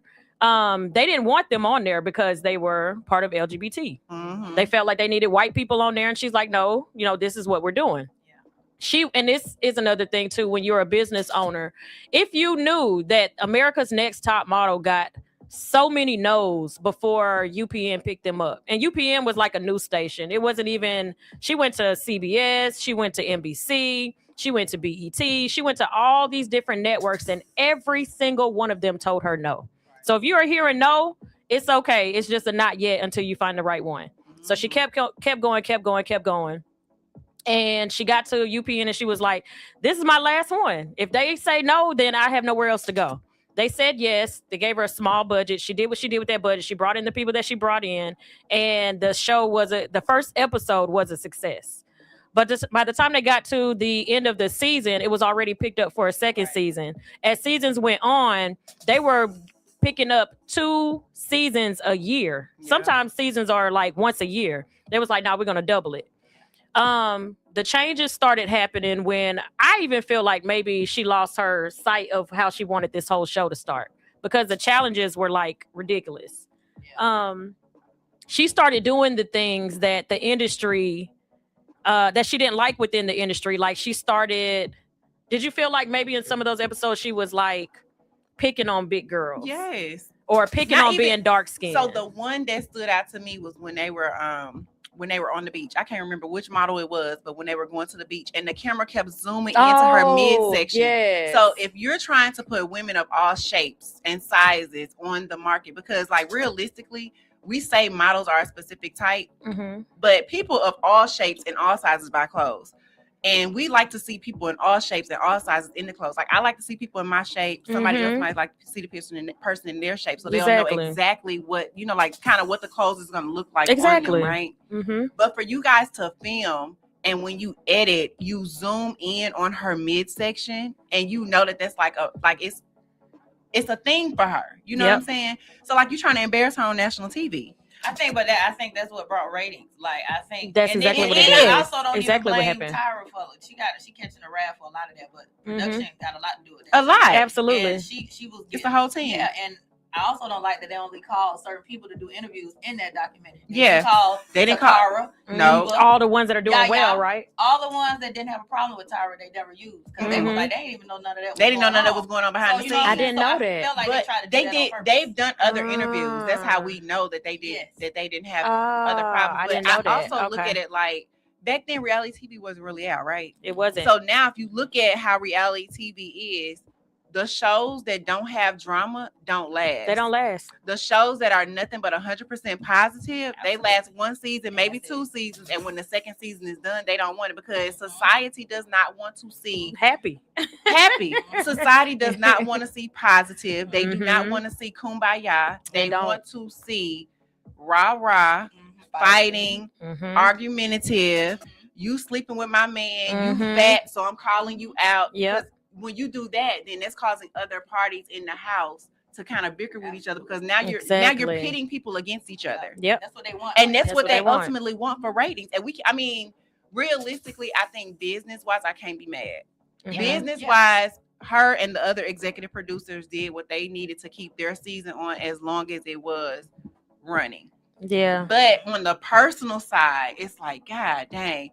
But again, when it comes to business, sometimes you have to take your personal feelings out of things, and you have to move so hard. with everything else. And that goes with the rest of the documentaries. That was a perfect segue to just jump straight to the end. Is the bigger the show got, she had to. I mean, producers was like, "Oh my gosh, this is a whole." It became a machine. It was like she had to get rid of the people that she started with. I don't think that like I loved them on the show. I've never watched a season to where that's probably why I stopped watching when they left. Yeah. The show became weird. It was unfamiliar. Now the family you think you're watching, you don't know these new family members. Like who you bringing? Who all gonna be there? That's how I felt when them new people came. Who all gonna be there? Like don't invite nobody new because I ain't coming. I'm straight. I'm not gonna talk about my personal stuff. So I kind of watched the show like, So I think that's probably why I didn't even think about it. It's probably why I stopped watching it when she had to get rid of the people that started with. But that now for her, I'm gonna say this. It's not. They told her, by any means, if we got to get rid of you, we'll get rid of you. You need to get rid of them. At this point, it's a brand. Exactly. So and they ended up getting rid of her. It has nothing to do with you. No. Yep. So she got rid of the people that started with her. And I personally, and this is just a thing when you said don't mix business and personal. I definitely would have mixed business with personal because I would have been like, F y'all, we about to take, because I know we the biggest show right now. Anybody's going to pick us up. So as much as we would have created a whole new show. Y'all got it. Y'all can keep that. It's easy for me to say don't mix business with personal, right? But when you're in the moment, you don't know what you like. I'm saying that now verbally, and I can admit that. But if I'm in the moment, I can't say what I would do because if we've struggled together and like you're my people, like y'all my girls, we struggle together or whatever, like we in here right now. If somebody came to me and said, hey, I'm going to give you a show and so and so and so and so, but you cannot take them with you, I wouldn't do it. And I would be like, go, because you can pick us up later. Like, I get it though. I couldn't do it. Because for me, that's where it comes where I don't pick. You know how they be. It's that loyalty. It's that loyalty, and that can mess us up every time. It's that loyalty in me. Here goes sunshine. Yes, ma'am. See, and this is the crazy part because y'all think y'all know what I'm gonna answer. My loyalty what you gonna say? would definitely be dependent upon the person in the situation. And though I am loyal to certain people in certain ways, it's something Kels had said. She was like, I would tell you to go do it. My loyalty would depend on certain people in certain situations. A good example of this is Pink. Pink started out in a group. Pink started out with her and 2 or 3 other white girls, and they was singing or whatever. And then folks was like, we're going to take you, we're going to cut all your hair off, we're going to turn it pink, and you're going to sing black music. And Pink had to make a decision. She had to make a decision in that moment. What do I do? You know what I'm saying? Yeah. Sometimes in some situations, it is right to leave people behind. You know what I mean? And it's not just about loyalty. It's about logic. You know what I mean? And then there are certain situations where you have to look at it and say, you know what? This is bigger than us. Yes. This is bigger than me. This is bigger than you. Because right now, in any moment, you can ask me and I'll be like, I'm down for hits. I'm down for hits. You come at me, I'm down for hits. But if the right person come and say something in the right situation, I also know that if I said I'm down for hits, Kels would not be my friend anymore. Because she would be like, your loyalty is so misplaced that I can't trust you. But I know my friend. You know what I'm saying? So I think there's the absolutes of, nah, Tyra should have did this and did that. That's because you wasn't in Tyra's. You have to be. You don't know until you're in the shoes, and not just in her shoes, but in her shoes in that moment. We're not talking about 2026 and what social media and what reality TV. Because the reach is different now. The reach is different. Right. We had just had Road Rules, and Tammy had just slapped the shit out of some. Yeah, this was. I forgot about that. I forgot about that. You know Tammy from Love and Hip Hop. No, I mean basketball. She was right. I know Tammy from when she slapped the shit out of old boy. Real world. I forgot all about that. But that's why I always say you don't know realistically until you're in that particular situation. So like I feel like she did what she thought was best at that particular time. And that's what kept their ratings up. Okay. So, but I will say what I did learn from this is across the board, Tyra's a mean girl. Oh. Tyra is definitely a mean girl. But guess what? You know, I don't know. But you know what I feel like though? I feel like when it comes into entertainment, at any given point, anybody can be seen as a mean Yeah, girl. they edit it however they want to edit it. Anybody can be seen as a mean girl because, like, I'm just gonna say this. I've seen certain clips of myself on this particular show, and I appear to be a mean girl. I've seen certain, like clips on this show where I see myself differently in other lights. So depending on what the light is, you can be seen or viewed in any particular manner. It's just life. Yeah. We all have different traits, different days. You're not gonna wake up every day the same. Absolutely. You got your time. Now, what did y'all think about? Because that important part, and I may be biased on this about the girl Shandy that got they said sexually assaulted. My opinion. Yeah, let me hear your opinion first. She was grown. Mm-hmm. She made her own decision to do what she did. Them people ain't responsible to tell you not. And it wasn't like, I didn't know it was consensual. From she was drunk, she had sex, and it was on TV. Their thing was they should have stopped it. They should have stopped it. That's where they said she was sexually assaulted. I didn't. I don't think she even considered herself to be sexually assaulted. I think she just felt like decency of it all. If you see I'm knocked out, stop it. Right. Because I took it the same. She didn't know she was having sex on TV. She was knocked out. She was drunk. Everybody and else somebody was said, yeah, and so they did say anything you do on this show will be filmed. Like, I know my limits with drinking. So up until that part, I was like, well, sis, you was in the hot tub. Sis, you had a man before you let them get in the hot tub. You should have got out of the hot tub. I think for one, she was more embarrassed. Yeah, for one, you should have got out of the hot tub. Two, when you felt your buzz being a little bit much, but she said she didn't drink. Sometimes I got hit close. I went out one time with my homegirl Mimi. I'm not gonna say the place we were at, but I got a bottomless mimosa. And I know 3 glasses max. That's all I can do because I'm a lightweight. Every time I'm up dancing, having a good time. Every time I came back, I still had drink in my cup. So I'm drinking it, not knowing that every time I take a sip and turn my head, the bartender doing what she's supposed to do. She was refilling my drink. So while I'm thinking I had 3 and then I'm done, I probably really had 10. Right. So on my way home, it hit me. I had to pull over and take a nap. I threw up. I did everything. I know my limit, and I still went above my. So sometimes that happens. She said she didn't eat that day, so she might have known her limit, thought she was going to be within that limit. She didn't eat, and that put her in a drunken state. Anybody that I see is knocked out because they said the camera people even apologized. Like, damn, I hate that we had to film that. They hate. They're just watching it, but their job, realistically, their job and their contract says they did what they supposed to do. We are filming a show, and everything that's done in this home is going to be filmed. Yeah, so they did their job. They did. And you know that they're job. And you know they're filming. At some point, you got. It's kind of like how now on reality TV. So like we use reality TV now. I think it was one of the Housewives shows. They went on a trip. They talked about something, and then when lights were out, cameras were out, they got the behind the footage. Oh, the mic. They were mic'd up still. They were still mic'd up, and they were talking about something, and it came out that she lied about something during filming, right? Okay. So, but they tell you in contracts, we're always filming. So even if you don't see a camera, you're supposed to always assume it's there. that there's a camera and there's a microphone somewhere. Because guess what? You're filming. The only place you should feel like that you're not is in the bathroom. Not when you're not on set. When you're not on set. Yeah. When you're not on set, because anytime you're on set, it's presumed that you are filming. And that was the thing they said too. Like any room you go into by yourself, they won't film. Right. But the minute an additional person enters that room, they're filming. So she was upset that they filmed her phone call calling her guy.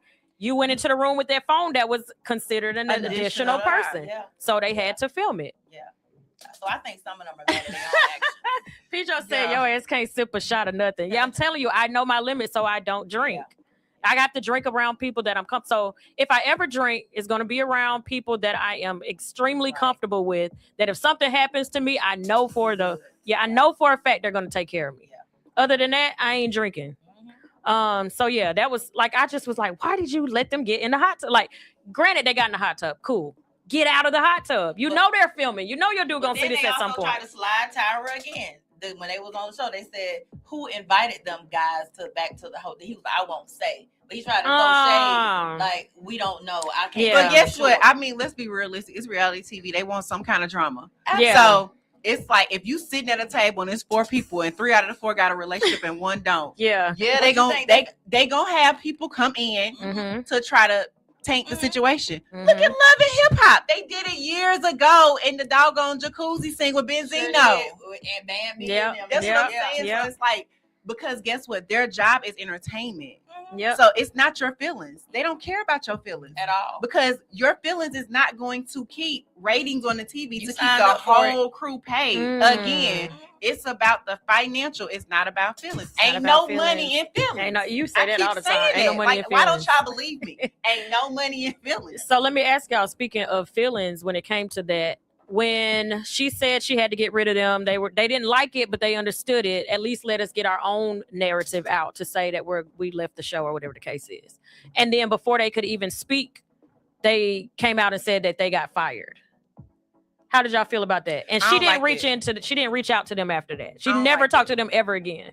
You talking about once they got cut from the show? Yeah, they were supposed to do an interview together with Tyra to say like, this is what's going on with the show. We're moving forward without them.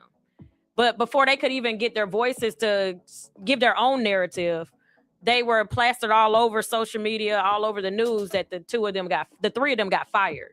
Yeah, I didn't like that. I didn't like that either. Like, granted, like even if that happened, I'm calling y'all immediately. I didn't know they was gonna do that.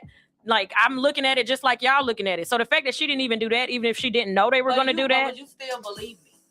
I don't care. What if I would have came and told you? I don't care. I would have told you anyway.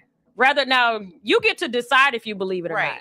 But I did my due diligence as your friend to say, hey, I don't agree with that. Yeah, that's my boss. My boss said I gotta, this is what we doing. They decided to put it out there that y'all got fired. I didn't do that.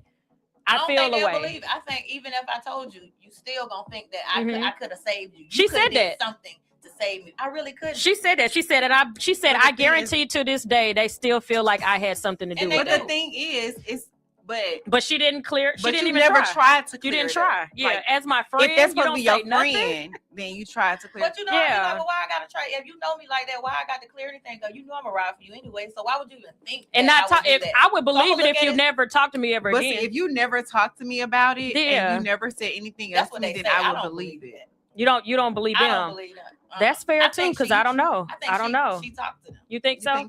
Because if she didn't, why would Jay care if she came to see him or not if he had a stroke? If they hadn't talked in all those years.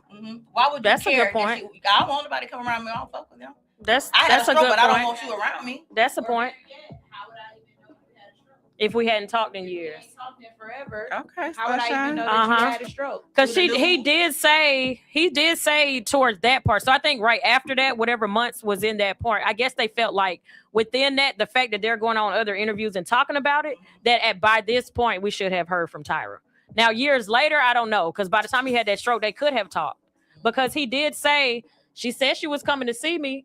She hasn't come yet. And he'd been in that place for a year. So he was trying to put the point out that I've talked to her within me having this stroke, but I've been sitting in this room for a year and she still ain't came to see me. But even with that, we don't know sometimes, if that happens. Right. But like even with this now, me playing devil's advocate, it's certain times where you have intentions on doing something, but your schedule and your timing does not always permit. And I know we say that we make time for what we want to make time for, but maybe it was other things going on in her life that took precedence over that. Well, she don't live in the country. She don't live in the U.S. no more. She don't live here no more. She moved out the country. She's too busy trying to open them nasty ice cream shops.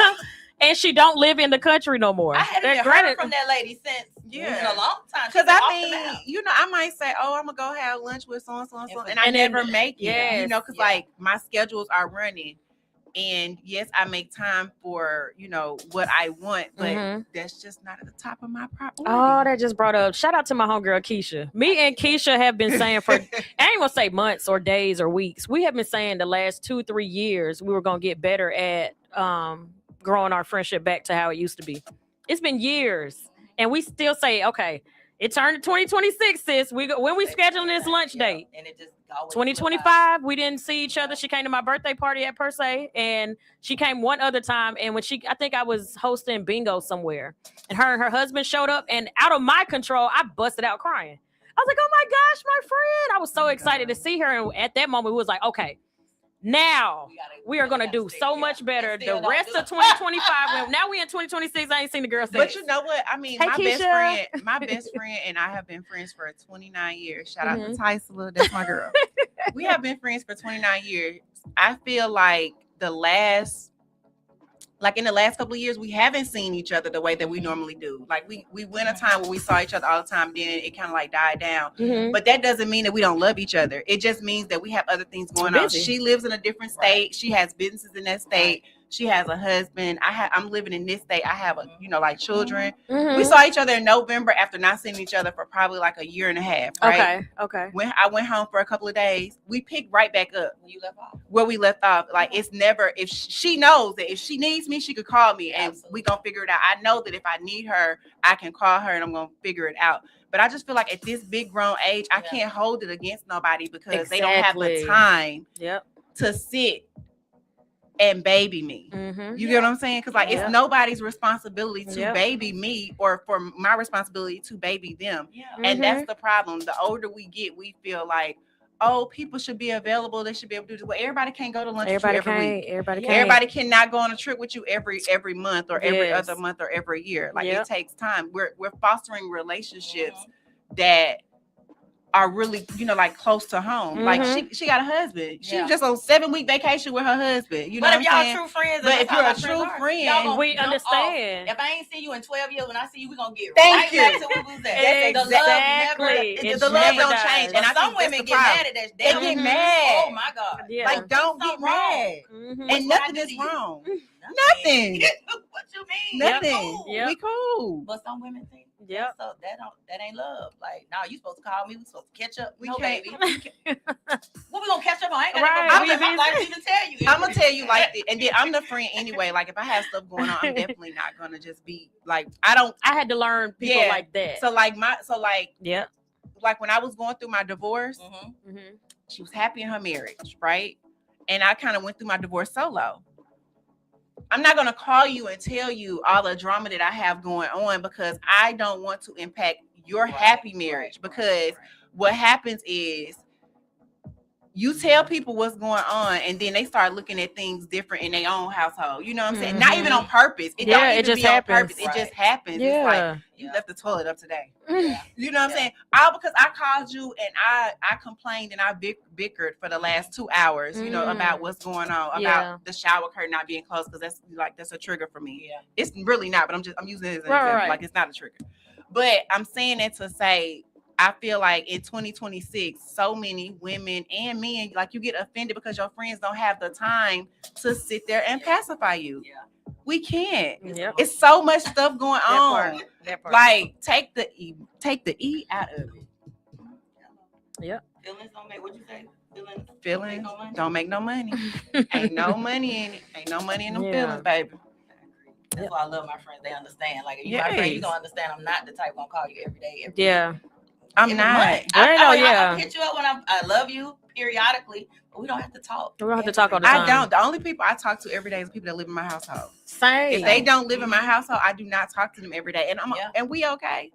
Absolutely. Like we send a meme, like girl. Now we might even with me and Kels, we might send a meme every day. But I don't have to talk to her. Yep. Right. Because people would swear we talk every day. We don't talk every day. Not, but we all on social media every day. And it's we fine. sending stuff now every day. Like it's just people have busy lives. But that's good. That's how y'all do it. But some people need to lighten up. Exactly. They, like you said, they just need some motion, and not to say that in a disrespectful way. Yes. It just literally means you have too much time. Too much. That's it. That's all that means is you got too much. Because if you were busy, you ain't got time to worry about who's not calling and who's not coming around. And I noticed that because they need women emotion. Will sit on the phone and just talk about men too, but I ain't even gonna get in. Yeah, oh God, we just had this conversation. I'm triggered. Stop. That just men too. Who's sorry? Men are. You know what? Wait, we said we was gonna say something good about men. I sent it to y'all. So do y'all have y'all man that y'all want to say? It could be. I do. It could be a parent. It could be a sibling. It could be a friend. It could be the mailman down the street. When she was like, I sent a thing when she was like, we should say something nice about men. What all did you say? Give one man a shout out. Give one man a shout out. Girl, I ain't paid no attention to that.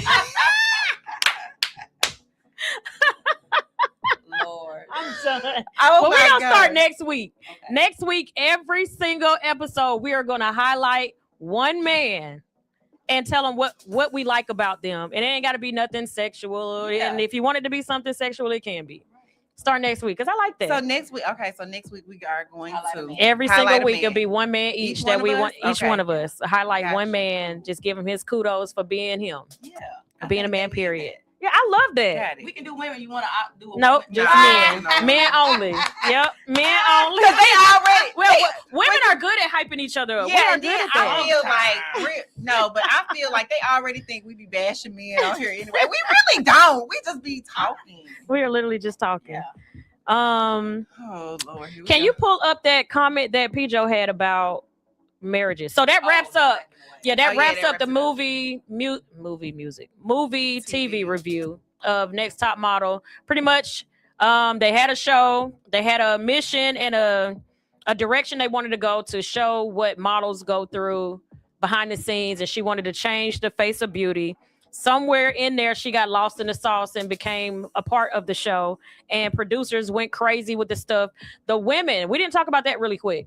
The women that they interviewed that were part of the season felt like it messed their lives up because a mirror was turned on their imperfections, where the show was supposed to do the opposite. One woman said she didn't get jobs anymore because people didn't take her seriously. They looked at her as a reality TV star instead of a model. We don't want a reality TV star. We want a model that can That one's model our these fault, though. high-end stuff, right? Yeah. But the switch to that, and I don't know if it's true, we're just going by word of mouth.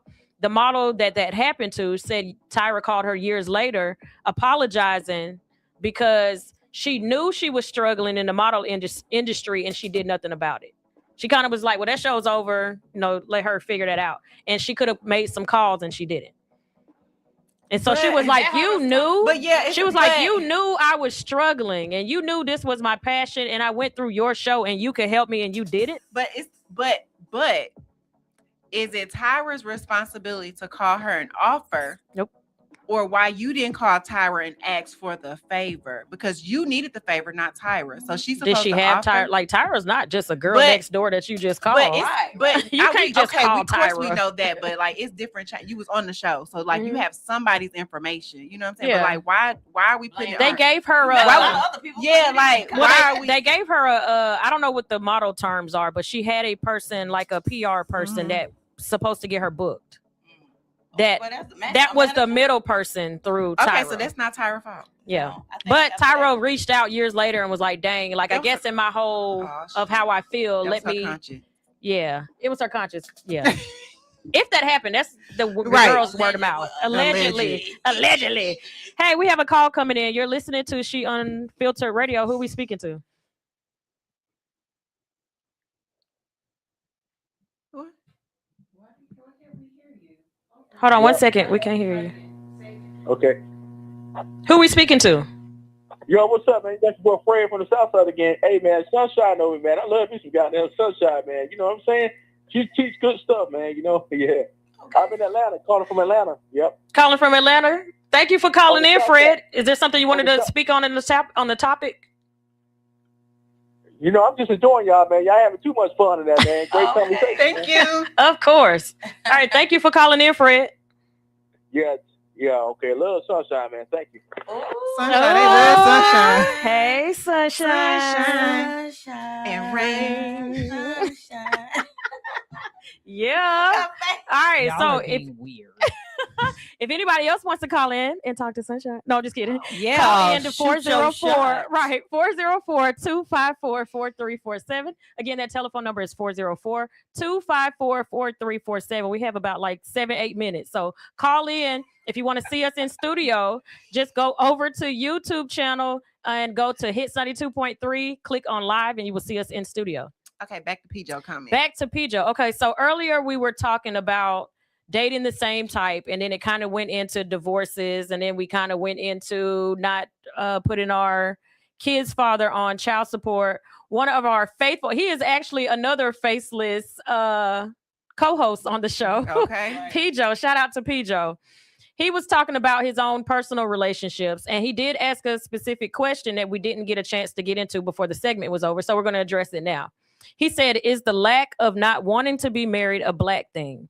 White people seem to make marriage a priority." I had me and Sunshine talked about this on the Lick Show when it was the Lick Show. It was the same show, but we talked about that. I had a conversation with somebody prior to, and when they were on the baseball field, he looked in the crowd and it was a bunch of women in the sitting on the stands, and the game that he was at was all white people. And every single person that was married there on that particular day was under 30. And so he had a conversation, and then he brought the conversation to me where white guys, and this is just the conversation he had with the people there. This is not a statistic. Right. And I always have my statistics. I don't have that today. So he was saying that the white guys that were there were raised to go out there, find the career, and you look for your wife. Women were taught to go to college until whether you graduate or not. You go to college until you find your husband, and then you become a wife. That's what women are taught in the white community at that park. I'm not going to say white all the way around, just at that park they were talking about, because all of those women were under 30. All of the men were under 30, and everybody that was married was under 30, and they were all white. So he was like, do you feel like in the black community, we are taught to get married young, or vice versa? So I was like, dang, having a 23-year-old son, I never taught my son to be a husband. I have been focusing on my son going out, travel. I told him, stay home, pay off your car, because he got an Infinity. It was so dope when he got it. Pay off your car and travel. Do everything you want to do for yourself before you start looking for a mate. And I'm like, I didn't think about that. I didn't teach my daughter to become a wife early on. I said the same thing. Find out who you are. But I think in the white community, at least at that park, they're taught complete opposite. Don't go find yourself. You look for your mate while you're in college or in those college years. So I don't know if that's a black thing or not. I can't say Household that it's necessarily household. a black thing. I just feel like before our generation, I think previous generations had this stigma. Mm-hmm. And the stigma was that, we should sit home, be barefoot and pregnant, and they should go out and do everything. And I feel like our newer generation is more so on, we're going to have careers as women. We're going to have careers. We're going to be able to bring something to the table, and we're going to be able to survive or whatever without necessarily having to have a man. But with that being said, I also feel like my mom raised 4 black women, and she raised us to be wives. And I'm saying that, but every man who we've had in our life has also said that, like, we were raised to be wives. Like, that's all I saw. I saw my mom as a wife. My stepmom, I saw her as a wife. My dad, I've always saw him married. And it's certain things that, like how wives move in my eyes. And that's all I've ever seen from those 2 women who were very present when it came to raising me and my sisters. And I feel like in some way, each one of me and my sisters carry the trait. I think me and my sister Brittany carried a little bit differently from my sister Courtney and my sister Dominique.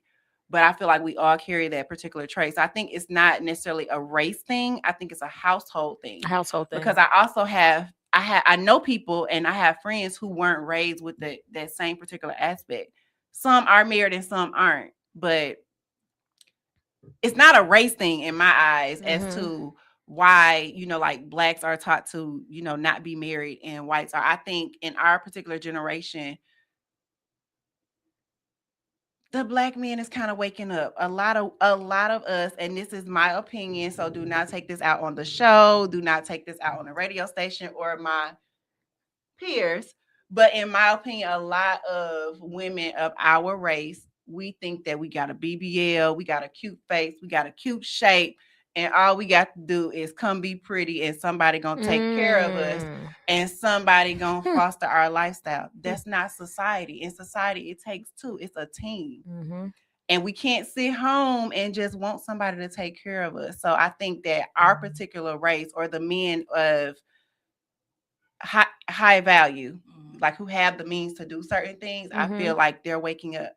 And they're like, no, what else do you bring to the table besides ass? I think society shows. If you look at TV today, you see a lot of black shows, and they don't always promote positive marriages. No, you don't see a lot of white shows that show what we show. Some of us were raised with family and had good role models. Yes. But some of us are raised off TV. Mm-hmm. And if we're raised off TV, then we want to mimic what we see on TV. Some of us didn't see a positive marriage or positive anything. So how can we want something we ain't never seen? But we see all this trash on TV. But we see it in different. We don't just see it in black, because I watch all the Housewives franchises, right? And when you get to Beverly Hills, they got the same drama going on that we got going on. Really? But they married. Not all of them. Watch the shows. I'm telling you, I watch Housewives, baby. I give you my Peacock login. I watch all. I watch them too. But a lot of the white ones, most of them be married. All of them aren't. Not married. all of them, but the majority. You got married. You got a lot of them that are married, but they still are going through the same drama. And guess what? A lot of things I feel like other cultures do not put on Front Street the way that it's put on Front Street with our particular culture. Yeah. But that doesn't mean that they don't have the same things going on in their particular culture. We just don't see it. But we broadcast our shit for us to for the check. Yep. Absolutely. Yep. We selling out for a check. Like, and it's Rashida. This is a question I got for y'all. Do y'all think? Yeah. Look how oh shit. Do y'all think we gotta go there? that they? Because some of this stuff I just can't believe. Like, you would want to embarrass your marriage on TV for a check to make yourself look totally stupid. I don't think it's necessarily embarrassing themselves for a check. What I feel like, and this is my personal opinion. And then I give mine. So you know how when people are filming, right? Like the goal is to bring drama. So it's like, if I know you're filming, I'm going to dig into your background and I'm going to dig into your deepest secrets. So like, with that being said, the world might have not known that her husband was cheating on her or whatever, but somebody knew. So they knew who to target to get that information to bring it out. You know what I'm saying? So I feel like behind the scenes, they brought it out for a storyline, and the storyline has just kind of dragged on. And society is trying to walk her because she's standing by her marriage. That's her choice. Yeah. You know what I'm saying? Like that's her. I'll never tell nobody to leave their spouse. But guess what? What works for you don't work for her, don't work for me. True. But Jesus, that's embarrassing. Like, it not is, to her. But to her, she fine. Her husband fine. Her husband good. So the best marriages are the ones where you are 100% yourself and your person accepts you for 100% of who you are. Yeah. She knows her husband is going to cheat, right? You think so? How many times has this man cheated? So she's like, okay, this man does not, it might not even be an accept thing. That might not be her deal breaker. Her deal breaker might be making us lose our house and beating our kids. Is the deal breaker because you gonna keep cheating. That's another thing, but that is what she's willing to go through. That might not be. That's what I'm saying. Like, I personally, and I tell this to people that stay in relationships that I'm 2-time divorced. I've ended an engagement. I would have already been married 3 times. So I'm like, I just get married, right? Yeah. And I will leave your ass if it don't work out. So that being said, that means I could look at her and be like, oh, she dumb for staying. I'm not going to say I admire how he treats her. I admire that she understands what the nature of marriage actually is. She signed up for better or for worse, thicker things. Like, she went through all of that stuff. And I get looked at crazy when I be like, why would she leave her? Like, this man cheats. But he's good everywhere else. Like, she be blushing and she turn red. But she does all of that, and she's good with that. Yeah. Why leave? Who makes you happy? You want me to tell you why that's too much for me? We had this talk last night, so it's funny that you said that for better or for worse. So, when me and Dallas was talking last night, we was just talking about how, like, when we previously were married, like the vows. Like, I wrote my own vows. I would too. I didn't say for richer or for poorer. I'm not saying any of that. What? I don't want the vows. I'm telling you, really, I probably still got them. I did not say for richer or for poorer. I did not say, now to death do us part, like, or what, and the health, all of that, like, fine. But I didn't say for richer or for poor. You want me to tell you why? Because I don't want to be poor, and I work my ass off to not be poor. So I'm not going to sit with someone who feels like for richer or for poor. No, because guess what? But what I'm not, but listen, that's the difference because it's word choice. But I'm not saying that if we go through a hard time financially, I won't stay, but I'm not staying poor. Yeah. So for me, when you say for richer or for poor, it's like, you okay with us being poor? I'm not okay with nobody I'm with. Nobody in my household, I'm okay with that poor situation. We need to always aim for the goal. We need to always aim for high. But does poorer really mean poor? It could just mean less than what you had. I don't want less than what I have. But things happen, like, stuff. But we gonna need to get it back. Character thing. That goes back to character. How disciplined are you? Because if we lose you can lose everything today from a house fire. Yes. You can lose everything because somebody tapped into your account and wiped you out. Thank you. But if you got discipline, you can go back out there and get it. Right. Some people come into money because it was passed down from their family, and they're the laziest person on earth. So when the money runs out, they don't know how to get. They don't know how to go get it. So I'm not walking down the aisle and saying for richer or for poor. I'm not saying any of those. I want to write my own vows. I'm not doing that. None of those? I did, and I would never. Well, yeah, I did. I mean, in sickness and in health, I'm okay. Like, that's fine, but like the rest, I'm not, and I don't care. I don't, whatever. Food, sickness, and health. And how they get sick. See, how does sickness come into play? And what? That's tough one though, because there's a lot of people say they'll stick around. And it's like when I've seen people have to take it. That shit is no joke. It's no joke. So and no people be mean. Because I ain't finna lie to myself. Do you know? But that's why I'm not saying any of that. So guess what? That's why I vows. would, whatever I know that I'm not going to do, or I'm unsure with, I would put in a vow. So again, that rich or poor don't work for me. Most men leave their wives when they find out that they're sick. A lot. Most women, when they find out they're sick, their relationship go down the drain. But I wasn't even talking about that. So okay, I'm not talking about y'all people who ain't never been married. Right. I don't want to hear none y'all got to say. Yeah, right. I'm not talking about this. Ain't even a conversation for nobody who ain't never been married. You don't have nothing to say. We said no skin in the game. Because you got no skin in the game. This ain't for anybody who's young and married. That part too.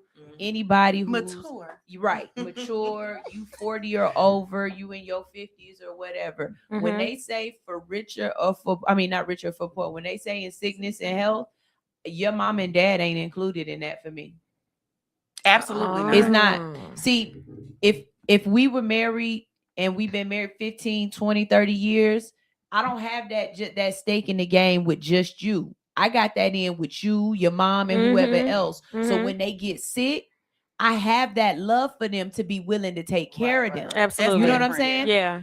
But if I'm 50 years old and we just got together, and 3 years from now your mom's sick and you talking about mom about to move to the house with us and you gonna take care of her, you fucking crazy. I'm sorry, you're crazy. I'm not taking care of her. We're not sickness and poor. You know what though? That's something. Go in that one. But Sunshine, that's something that people should talk about prior. Absolutely. Because let me tell you why. Now let me add this to our list of things. Let me tell you why. Before we moved in, remember how I told y'all a couple of weeks ago, before we moved in together, we talked about like raising the kids. We talked about like all of those particular things, right? We also talked about our parents because like our parents are older. You know what I'm saying? Like, I mean, we're in our 40s. Like I'm in my 40s and he's approaching. So we also had to have the conversation and discuss if anything happens, like to our parents, how would that be handled? And we were both on one accord. Like that makes sense. Guess what? We'll help you, like by all means. But living in my household, I don't want anybody living in my household but my spouse and our children. I don't want parents or didn't come out of me. You can't live with me. So y'all agree? We both agreed. No parents. No, but you'll help take care of wherever they are. Like his dad moved here from another state, and he lives he doesn't live far from us. And my mom probably stays like 50 minutes from us or whatever. And we want her to move closer. But yeah, like you can stay in your home, and I'll help you in your home. But I don't want another grown adult in the home with me. Me and my spouse are the only grown adults in the home. I'll take care of you in a different area. I ain't gotta have that conversation. I don't want to live with a man. I don't want to live ever. He can live across the street, down the street, around the corner, but we gonna not living in the same house. But he's in her house. I would want one of those. So what happened when you just want to roll over and tap it? Go next door. Hey, you gotta get out the bed and you gotta put on shoes. But you remember how much fun booty calls were? You can spend the night. A booty call. That's fun. Oh. It's so funny how I changed just within the last couple months. Because remember, I kept saying I would never live with another man and da da Girl, da. go to bed. Look, we not entertaining your Time to ass. go. You got a good one. So you Look, it's time to go. It's time to go. I think we about to wrap this up We are. because We Kels are. is on some bullshit. Right. Thank you. Thank you. I'm with you. And of last week, he was like, I don't know if I should give them high five for having my back, or should I feel away for ganging up on you? He said, You should give us a high five for having your back. Because And he guess said, what? he Guess said, what? I am far from toxic. I'm a woman who knows what I want. Girl. I am very vocal on what I need. And the right man is going to step in place. You just need a little more patience. Sunshine. Oh, okay. She's learning. That's all I had to say. He said when I was like, I just want the money, he was like, that's my girl. I knew you was going to say that. Because that's just me. These are Ashley, conversations that we have. some people don't think fat meat greasy. They don't, because let me tell you. I'm just going to say one thing. If she tagged me in one more goddamn post about last week, I'm going to block her. What? She When I tagged saw your it- ass too.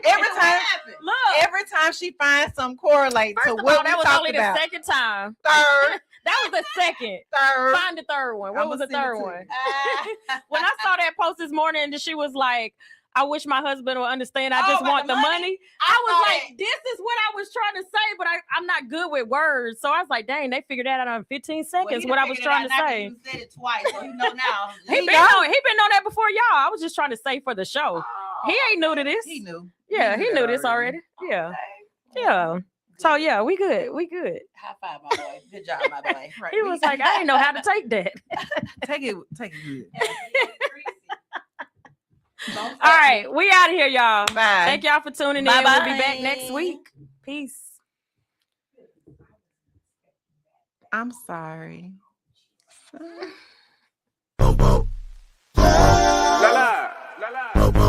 Alright, so Slim, you still got the way.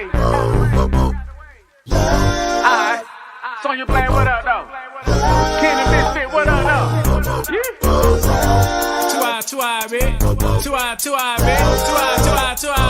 What? 2 eye, bitch. 2 eye, bitch. What? I'm in the clouds when I'm with you. Girl, what's your name? I hope this don't offend you. Tastes like cocaine. I didn't think I'd get you. I get so high. Now I'm feeling for you, baby. Where's the